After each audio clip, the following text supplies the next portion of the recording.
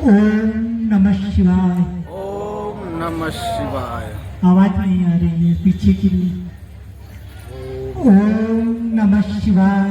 ओम नमः शिवाय। अभी भी भाइयों की आवाज नहीं आ रही है पीछे से। ओम नमः शिवाय। ओम नमः शिवाय। नींद तो नहीं आ रही किसी को? नींद आ रही?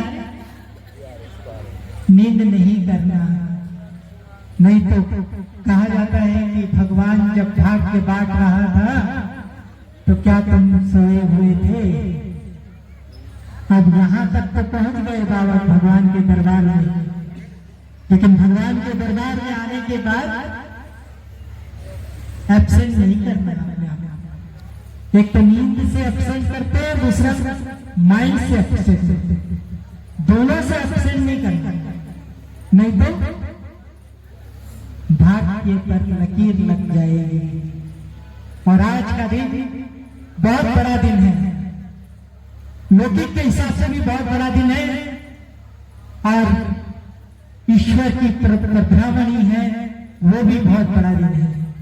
लौकिक के हिसाब से गुरु पूर्णिमा है आज, सभी को मालूम है ना, गुरु पूर्णिमा है। और गुरु पूर्णिमा में क्या होता है? गुरु के दर्शन के लिए आस लगाए बैठते हैं कि गुरु आकर के मुझे दर्शन देंगे तो मेरा भाग्य जमा हो जाएगा। और आज तो गुरुओं का भी गुरु आ रहा है, गुरुओं का भी गुरु, सतगुरु, जो गीता में कहता है कि मैं साधु संतों का भी उद्धार करता हूं, वही गुरु आज पलवल की धरा पर उतर के आ रहा है। ये बहुत बड़े भाग्य की बात है। इसलिए एकदम अपने आप को अटेंशन दे करके अलर्ट होकर के बैठेंगे और भगवान से दृष्टि लेंगे। कहा जाता है भगवान आता है, नजरों से निहाल करता है। क्या करता है? क्या करता माताएं? पीछे वाली नजरों से निहाल। सतगुरु की दृष्टि जिस पर पड़ जाए वो निहाल हो जाता है। तो आज वही सतगुरु आने वाला है, आने वाला है, लेकिन उसको पहचानेंगे कैसे? पहचानेंगे कैसे? इसलिए गीता ने कहा है कि हे अर्जुन, मुझे दिव्य दृष्टि से ही देखा जा सकता है और दिव्य दृष्टि से ही पहचाना जा सकता है। तो आज वो उतर के तो आएगा, लेकिन दिव्य दृष्टि भगवान देता है। और वो दिव्य दृष्टि क्या है? वो दिव्य दृष्टि है कि अपने देह और देह के संबंध से अलग होकर के मैं एक आत्मा हूं, चैतन्य हूं, इस स्मृति में बैठेंगे तो भगवान का अनुभव होगा, भगवान सामने नजर आएगा। जैसे कहते हैं ना कि पत्थर में भगवान नजर आता है ना? कब? जब दिल से, अंदर से, भावना से उसको पूजते हैं तो पत्थर में भगवान नजर आते हैं। इसीलिए कहा वो गीत है ना, माना तो मैं गंगा मां हूं, न माना तो मैं बहता पानी हूं, है ना? है गीत।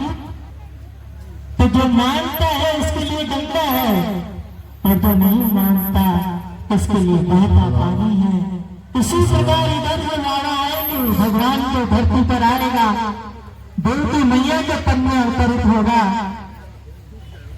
तो जिस भावना से आप बैठे होंगे इसी रूप से आपको दिखाई देगा। अगर आप शंका में बैठे होंगे तो शंका ही दिखाई देगी।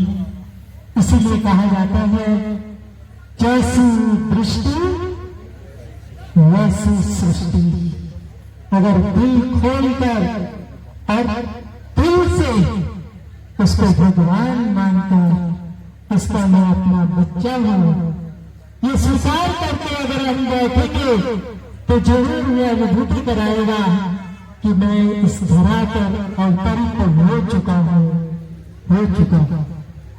अवतरित हुए तो बहुत वर्ष हो चुके, अभी वापसी का समय आ चुका है और वापसी के समय भी अगर आ गए, वापसी के समय में भगवान को पहचान लिया तो उससे बड़ा भाग्य किसी का नहीं हो सकता, क्योंकि कहते हैं अंत भला तो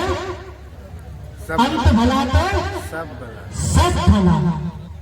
तो ये अंतिम समय, अंतिम घड़ियां चल रही है जो प्रभु आकर के आप सबसे मिलेंगे, जो प्रभु आकर के आपसे वार्तालाप करेंगे, जो प्रभु आकर के आपसे प्रतिज्ञा भी कराएंगे।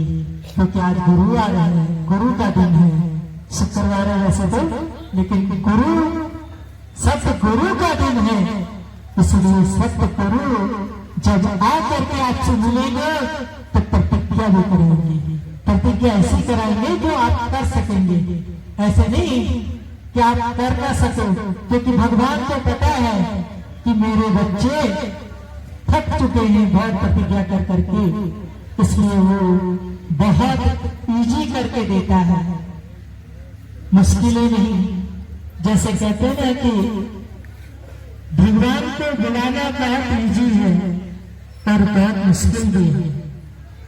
इजी किसके लिए है पता है? किसके लिए इजी है भगवान को बुलाना? बताएंगे भाई लोग? बच्चों के लिए। कौन से बच्चे? बच्चे तो सारी दुनिया है, बोले बच्चे। और किसके? और किसके? आज्ञाकारी बच्चे। और किसके? वफादार बच्चे। और किसके?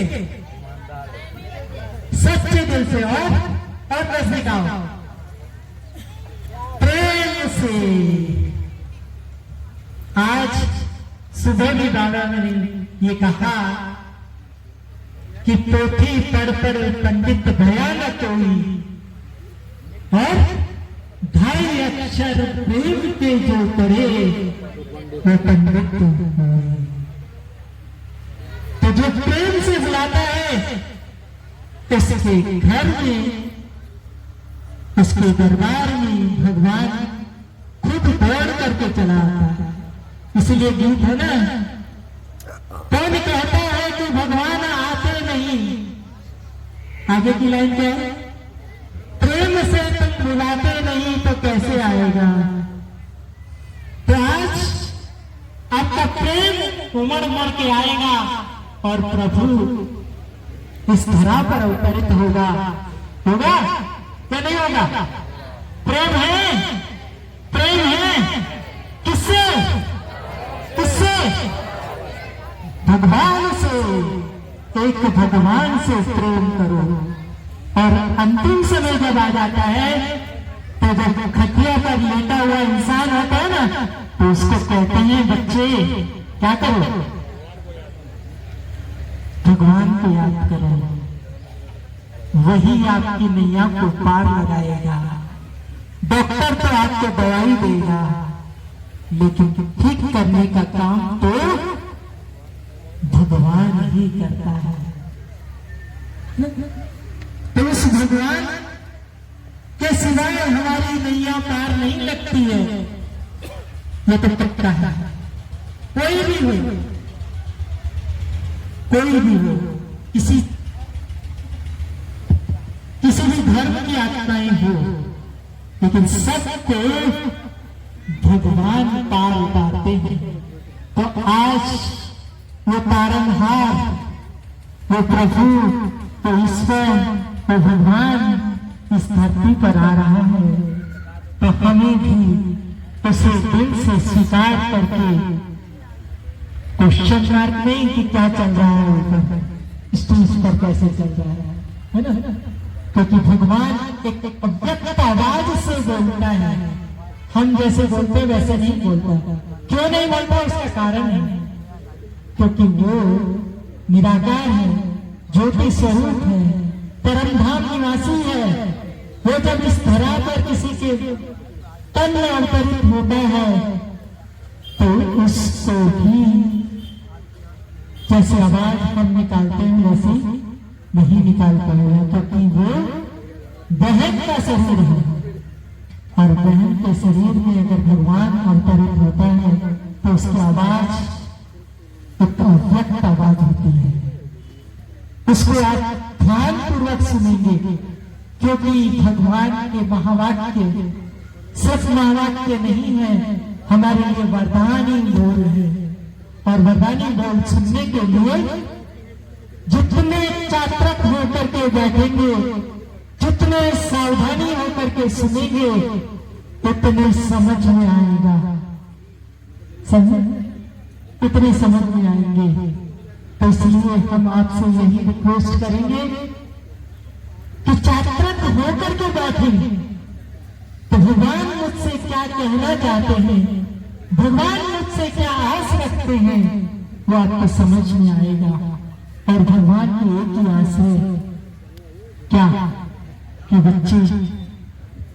बच्चे आप अधिकारी हो, आपको मांगने की आवश्यकता नहीं है। जैसे मंदिरों में जाते ना, मंदिरों में जाकर के क्या कहते हैं? मैं 1.25 रुपए का प्रसाद चढ़ा दूंगा, मेरी लॉटरी लगा देना।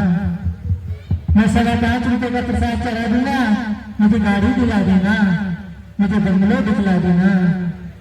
तो भगवान कहता है, बच्चे तुम तो मेरे लाल हो,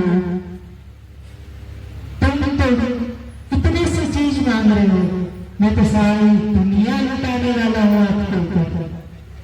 तो दुनिया चाहिए तो इतनी सी चीज चाहिए आपको? क्या चाहिए?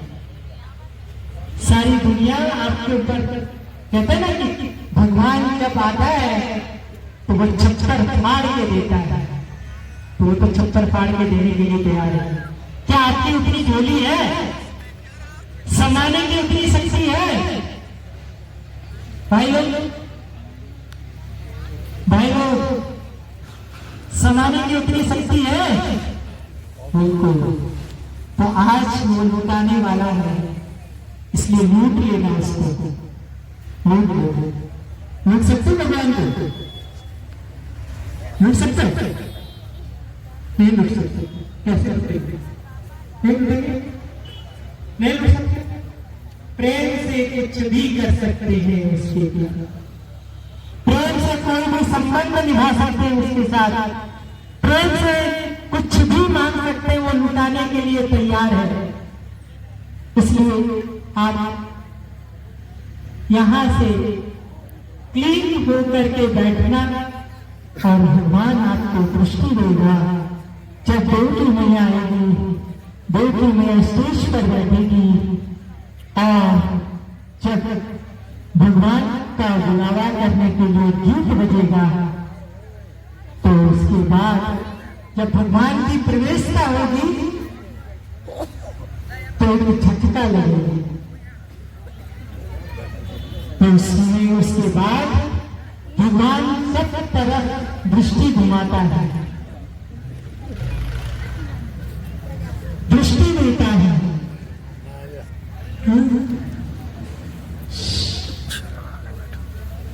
भगवान क्या करता है? दृष्टि देता है।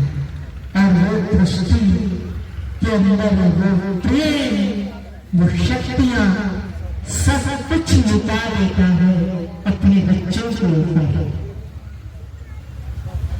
तो हमें भी वैसे ही अलर्ट होकर के देवकी मैया की दृष्टि से, दृष्टि के ऊपर ही ध्यान रखते हुए दृष्टि लेनी है। और इस बीच दृष्टि जब चल रही होगी तो कोई कृपा करके फोटो न खींचे। फोटो तो बाद में भी मिल जाएगा। अगर फोटो खींचने में आप टाइम वेस्ट कर देंगे तो वो जो घड़ियां लुटाने वाली है, जो आपको प्राप्ति होने वाली है, वो मिस हो जाएगी। नहीं तो इधर तक आए हैं, आप समय निकाल करके आए हो, वो समय 100% आपका सफल होना चाहिए। इसलिए मैं कहता हूँ कि उस समय मोबाइल भी नहीं बजना चाहिए, क्योंकि भगवान धरती पर आकर के आपसे मुलाकात कर रहे हैं। और ये दृश्य और ये मुलाकातें 5000 साल में एक ही बार होती है। 5000 साल हम मनुष्य से बातें करते आए हैं। आज का दिन है, सिर्फ आज का दिन आपके पास भगवान से बातें करने की। तो इसलिए मेरी सबसे रिक्वेस्ट होगी, एक तो मोबाइल बंद करके रखेंगे, मोबाइल से फोटो नहीं खींचेंगे, आपस में बातें नहीं करेंगे जब दृष्टि की जाएगी। किसी को उठना भी नहीं है। ये भी डिसिप्लिन है कि अगर कोई बड़ा व्यक्ति सामने बैठा होता है तो क्या हम उठ जाते हैं? क्या हम उठ जाते हैं? सत्संग चल रहा होता है, गुरुदेव आपको कुछ बातें बता रहा हो, उस समय उठ जाएंगे आप? नहीं उठेंगे ना। तो आज तो परम सतगुरु आ रहा है और परम सतगुरु के सामने एकदम साइलेंट होकर के बैठना है और साइलेंट होकर के वो क्या बोल रहा है, वो मेरे लिए क्या वरदान बता रहा है, उसी का ध्यान रखना है। ठीक है, ठीक है। आवाज चेंज होगी, जब वो बोलेगा तो आवाज धीमी आवाज होगी और उस धीमी आवाज को आपको सुनना है कि क्या बोल रहे हैं। आवाज नहीं करना, ठीक है। और उनके आने से पहले जैसे अभी ओम का उच्चारण किया, हम आपको बता दें कि ओम ध्वनि, इस ध्वनि में बहुत शक्ति है, बहुत एनर्जी है। तो आप सभी अपने घर में भी 5 से 10 मिनट रोज ओम किया करेंगे तो आपको बहुत लाभ मिलेंगे। इसमें से कौन है जो ओम की ध्वनि नहीं करते हैं? जो नहीं करते,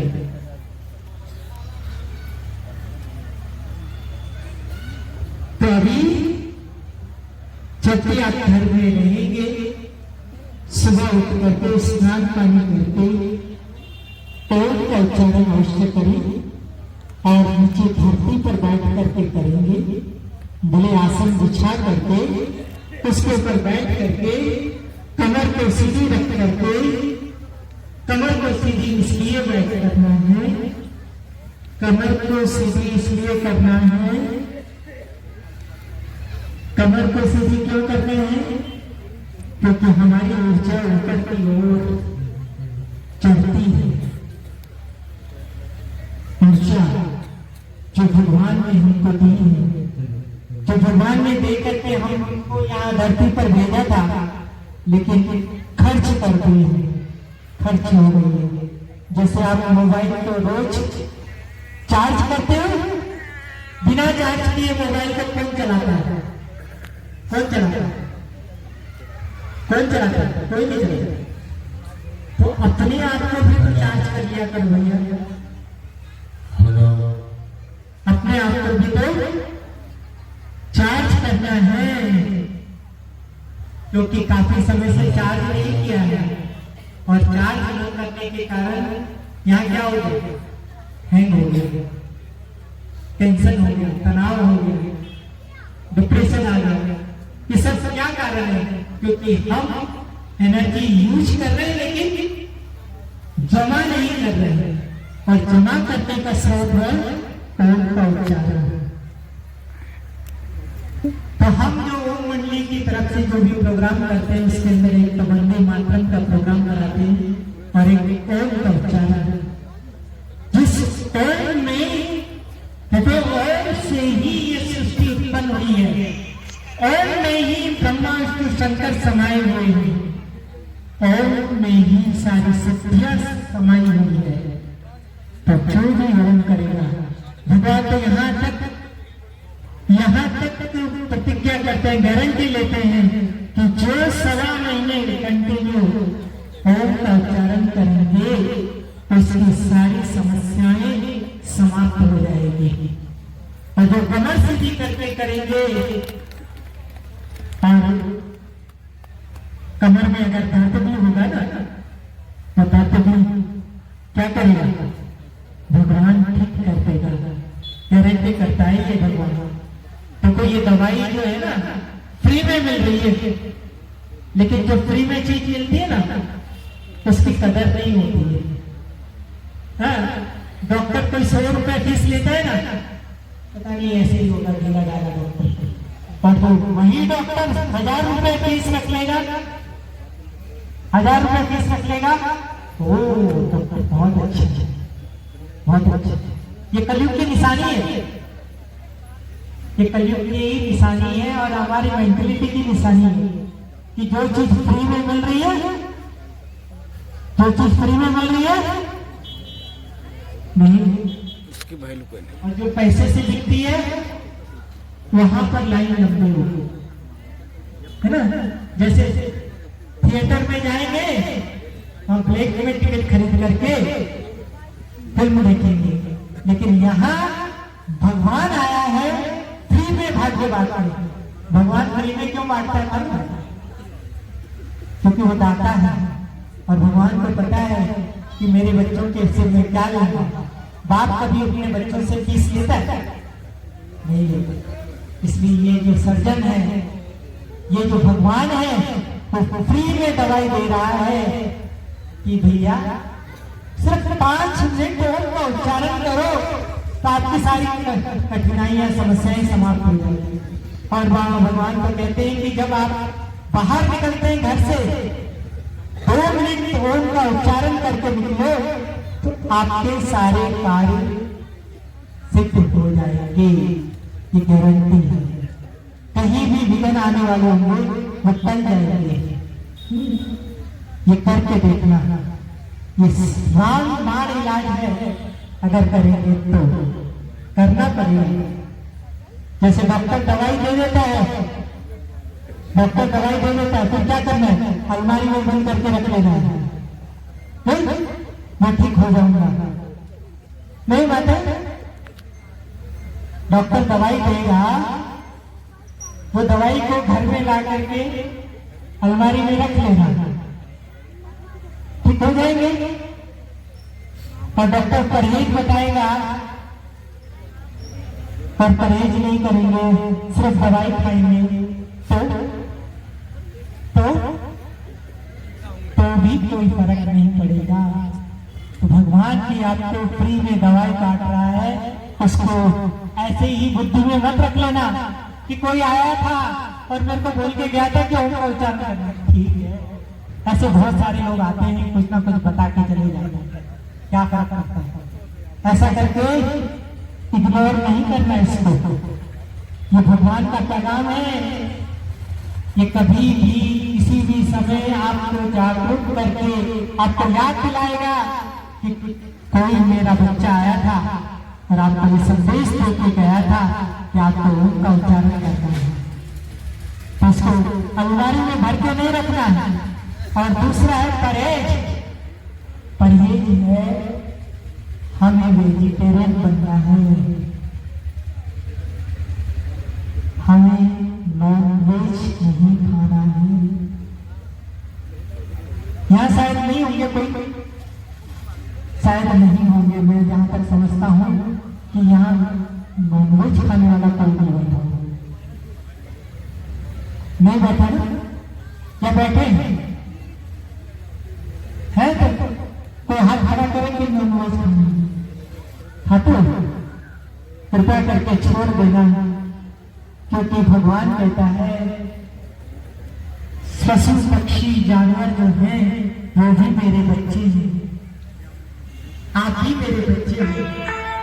आपको कोई काट करके खाएगा तो मुझे अच्छा लगेगा, अच्छा लगेगा, अच्छा लगेगा, लगेगा। उस चीज का भी ध्यान रखेंगे। ओम नमः शिवाय।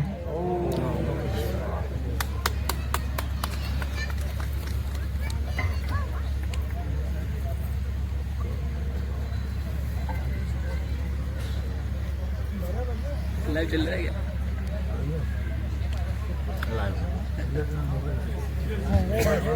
ओम नमः शिवाय। अभी भाई जी ने बहुत सुंदर से हमको समझाया कि किस विधि हमको बैठना है, बाबा से कैसे मिलन मनाना है, ओम नमः शिवाय। और साथ में नॉन वेज नहीं खाना है और क्यों नहीं खाना है इसके बारे में भी उन्होंने बताया है।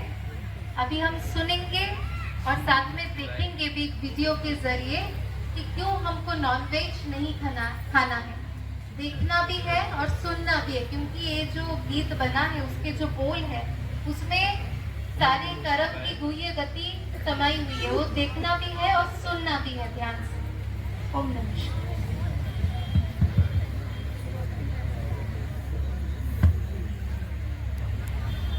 ओम नमः शिवाय।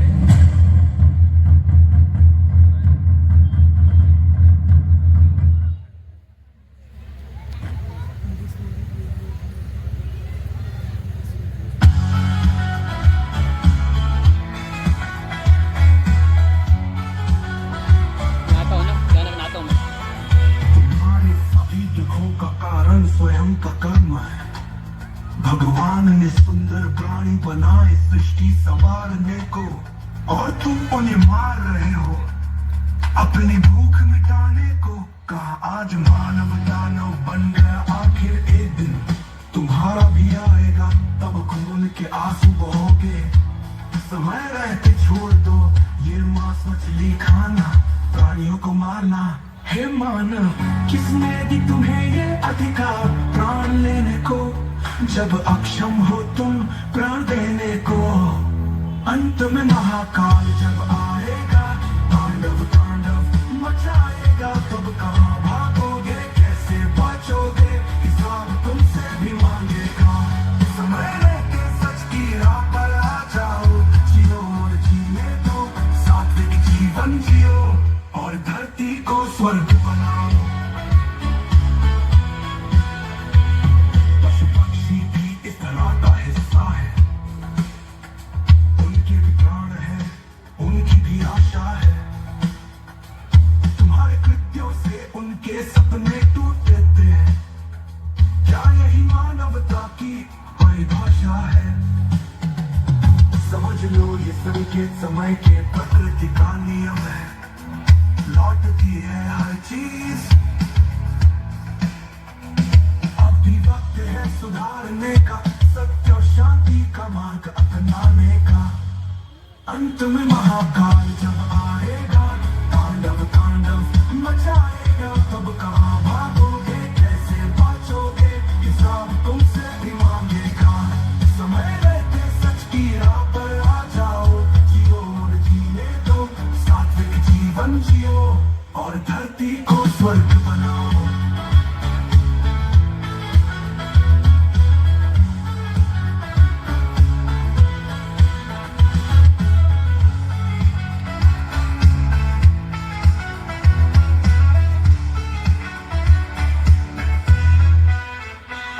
महाकाल जब आएगा, तांडव तांडव मचाएगा, तब कहाँ भागोगे, कैसे बचोगे, हिसाब तुमसे भी मांगेगा। समय रहते सच की राह पर आ जाओ, जियो और जीने दो, सात्विक जीवन जियो और धरती को स्वर्ग बनाओ। और धरती को स्वर्ग बनाओ,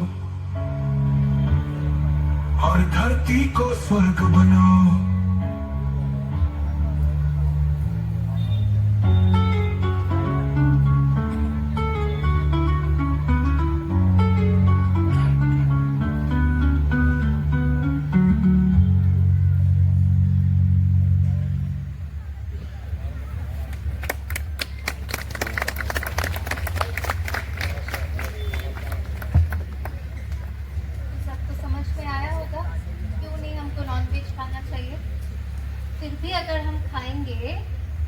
तो धर्मराजपुरी में हमको क्या होगा, सजा खानी पड़ेगी। और कहते भी है ना, जब जब धरती पे अधर्म बढ़ने लगता है तब तब भगवान अधर्मों का विनाश और एक सत्य धर्म की स्थापना करने होते हैं। तो भगवान कब कब अवतरित होते हैं? 4 तो युग है, कहते हैं कि 24 अवतार कहते हैं। 24 अवतार अगर होता तब तो युग सिर्फ 4 है, तो 24 कैसे होता? सिर्फ 4 ही होना चाहिए ना। और सतयुग त्रेता में तो अधर्म होता ही, तो फिर उस समय भी भगवान को आने की जरूरत नहीं है। और द्वापर में भी अगर भगवान अवतरित होता तो तब तो कलयुग आता ही नहीं। तो कलयुग क्यों आया? और कलयुग में ही सबसे ज्यादा अधर्म, भ्रष्टाचार, पापाचार, दुराचार बढ़ता है ना। इसीलिए जरूरत कब है भगवान को आने की? कलयुग में। और कलयुग के भी अंत में, जब चारों तरफ भ्रष्टाचार, पापाचार, दुराचार, तमो प्रधानता छाई हुई रहती, एकदम पूरा हाई लेवल में, कुछ भ्रष्टाचार एकदम हाई लेवल में है। तो इसीलिए भगवान का आने का समय यही एक है जिसको कहते हैं संगम युग, यानी कलयुग का अंत और सतयुग का आदि। क्योंकि सत्य, त्रेता, द्वापर, कली, तो कली के बाद फिर क्या आना चाहिए? सतयुग आना चाहिए। लेकिन कौन लाएगा? किसी भी मनुष्य आत्मा या किसी के अंदर भी वो शक्ति है हम कलयुग को बदल के सतयुग लाएं? नहीं है ना। तो ये भगवान का ही कार्य है। लेकिन भगवान कहता है मैं जन्म पुनर्जन्म में नहीं आता हूँ, तो फिर वो अपना कार्य कैसे करेगा? कैसे करेगा? इस धरती को बदलने के लिए कोई तो आधार लेना पड़ेगा। ऊपर बैठ बैठ के कराता तब तो अपने आप सब कुछ हो जाता, तब तो ये कलयुग भी नहीं आता। क्योंकि ऊपर से भगवान आशीर्वाद करता रहता, तो सब कुछ तो सतयुग जैसा ही चलता रहता ना। तो इसीलिए भगवान गीता में भी तो बोले है ना कि मैं जन्म मरण रहित हूँ, लेकिन सभी अधर्मों का विनाश, एक सत्य धर्म की स्थापना करने के लिए मैं जरूर आता हूँ। जब जब पाप बहुत ज्यादा बढ़ जाता है, कभी चारों तरफ बढ़ गया है ना, अभी जरूरत है भगवान को आने की। इसलिए गीता में वो भी कहा है भगवान ने कि मैं मनुष्य तनु, यानी मनुष्य शरीर को आधार बना के मैं आता हूँ और अपना कार्य करता हूँ। तो वो रथ जिसको भागीरथ कहते हैं, भाग्यशाली रथ, भगवान का रथ, वो थे हमारे ब्रह्मा बाबा। उनसे भी मिलेंगे। 1969 में उन्होंने अपने पार्थिव शरीर का त्याग किया। उसके बाद भगवान अपना कार्य करा रहे हैं, क्योंकि भ्रष्टाचार, पापाचार खत्म तो हुआ नहीं ना, सतयुग आया नहीं, सत्य धर्म की दुनिया अभी तक स्थापित नहीं हुई है। तो इसलिए भगवान रोक नहीं सकता अपने कार्य को, चल रहा है। तो कैसे कर रहा है अभी तो हम देखेंगे। हमारे सामने स्टेज पे पधारने वाली है हमारी सबकी प्यारी देव की मैया। उनके तन में परमात्मा शिव का अवतरण होगा और हम प्रभु मिलन का वो नजारा देखेंगे, महसूस करेंगे, परमात्मा से वो शक्ति लेंगे। क्योंकि इस दुनिया में रहने के लिए खुद को अगर कमल पुष्प समान रखना है, भ्रष्टाचारी दुनिया में भ्रष्टाचार से खुद को मुक्त करके रखना है, तो शक्ति चाहिए ना। हम कहते हैं ना कि नेकी राह पे चल के सफलता नहीं मिल सकती, हमको भी भ्रष्टाचारी बनना पड़ेगा। लेकिन भ्रष्टाचारी अगर हम एक बार बने तो उसका हिसाब भी सूद समेत धर्मराज लेगा। इसलिए नेकी की राह पे चलने के लिए जो शक्ति हमको चाहिए, वो शक्ति भगवान हमको देता है। ठीक है, तो बाबा मिलन करेंगे हम। बहुत शक्तिशाली दृष्टि परमात्मा जब हम देखेंगे यहाँ पे, जब देव की मैया के तन में प्रवेश करेंगे शिव बाबा, और हम सबको दृष्टि देंगे, अपने महावाक्य के द्वारा हमको भरपूर करेंगे। तो एक एक शब्द को हम अपने अंदर समाएंगे और उसको धारण करने की प्रण लेंगे कि जो भी शिव बाबा, वो हमारा अपना पिता है ना, किसी और का नहीं है, हमारा अपना पिता है। तो अपना पिता जब भी बोले, जो भी बोले, वो हमको सुनना है, मानना है, धारणा करनी है। ठीक है, तो ऐसे ही स्थिति में रह के बाबा मिलन हम करेंगे, कोई भी आपस में बातचीत नहीं करेगा। मोबाइल, फिर से एक बार रिक्वेस्ट कर रहे हैं सबसे, मोबाइल सबका या तो स्विच ऑफ, या तो फ्लाइट मोड, या तो साइलेंट, वाइब्रेशन भी नहीं, ठीक है। उससे पहले हम ओम का उच्चारण करेंगे। ओम से ही वो वातावरण बनाएंगे, वो शक्तिशाली वातावरण जिसमें स्वयं परमात्मा पधार के हम सभी बच्चों से मिलेंगे, शक्ति देंगे। तो परमात्मा का आह्वान करने के लिए वातावरण को भी शुद्ध बनाना चाहिए ना, शक्तिशाली बनाना चाहिए। वो ओम ध्वनि के माध्यम से ही हो सकता है, ठीक है। तो ओम करना माना डायरेक्टली परमात्मा का आह्वान करना। ओम का अर्थ सबको मालूम है ना?